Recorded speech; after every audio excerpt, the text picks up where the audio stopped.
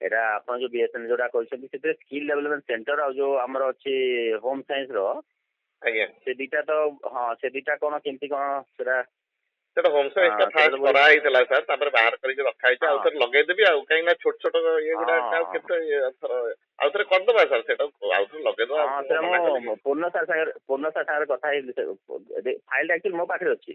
ହଁ ସେଇଟାକୁ ତ ଛାଡି ଦିଅନ୍ତୁ ସେଟା ସାର୍, ତାହେଲେ ଇଏ ୱାର୍କ କରିକି କରିଦିଅନ୍ତୁ ସେଇଟାକୁ, କିଛି ହଁ ଅସୁବିଧା ନାହିଁ, କାହିଁକିନା ଛାଡ଼ିଦେବା ମୋର ବି ଡିଲେ ହଉଛି ତ। ବୁଝନ୍ତୁ। ହଁ ମୁଁ ବୁଝିଲି ମ ସେଇଟା ଆପଣ ସେଦିନ କହୁଥିଲେ ମିଟିଂ ଯୋଉଟା। ହଁ ହଁ ହଁ ହଁ ହଁ ଏଇଟା ଗୋଟେ ବଡ ପ୍ରୋଜେକ୍ଟ ଦେଖନ୍ତୁ, ପୁଣି ଆଗକୁ ତ ଆହୁରି ପ୍ରୋଜେକ୍ଟ କଣ ସବୁ ଅଛି ସାର୍ ସାର୍ ହେଲା। ହଁ କିଛି ଗୋଟେ ଦେଖନ୍ତୁ କେମିତି ଗୋଟେ ସୁବିଧା।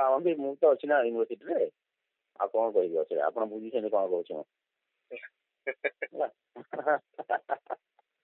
ଦେଖିବା ସାର୍, ଆଉ କିଛି ଗୋଟେ କରିବା ସାର୍।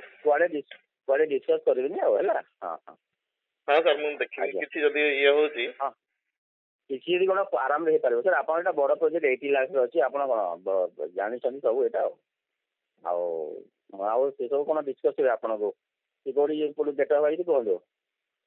ଠିକ ଅଛି ସାର୍, ମୁଁ କହିବି ସାର୍ ଟିକେ, ହଁ କିନ୍ତୁ ଏଇଟା ଛାଡ଼ନ୍ତୁ ସାର୍ ପ୍ଲିଜ୍ ଟିକେ ହେଲା।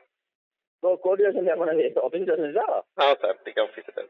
ହଁ ହଁ ଆମ ଷ୍ଟାଫ୍ ଭାବରେ ଡିସ୍କସ୍ କରିବିନି ହେଲା, କାହିଁକିନା ଆମ କିଏ ଜାଣିଲେ ପୁଣି ଗପସପ ହୁଏ ନା। ହଉ ସାର୍ ସାର୍ ସାର୍ ପୂର୍ଣ୍ଣ ସାର୍ ଭାବେ କଥାବାର୍ତ୍ତା ନେବେନି, କାହିଁକିନା ସେ ଜାଣିଥିବେ। ମୁଁ ଆପଣଙ୍କୁ ଏଥିରେ କଲି ଆଉ, କାହିଁକିନା WCC ଯୋଉଟା ହବ ସେଇଟା ବି ମୁଁ ବି ସେ କଲା ପରେ ମ୍ୟାଡ଼ାମ କରିବି ନା, ଫାଇଲଟା ମୋ ପାଖରେ ଅଛି। ତ ସେଟା ନହେଲେ ପଡି ରହିଯିବ କିଛି ଦିନ, ସେଟା ଅନନେସେସାରୀ ମ୍ୟାଡ଼ାମ ପୁଣି ପଚାରିବେ ନା।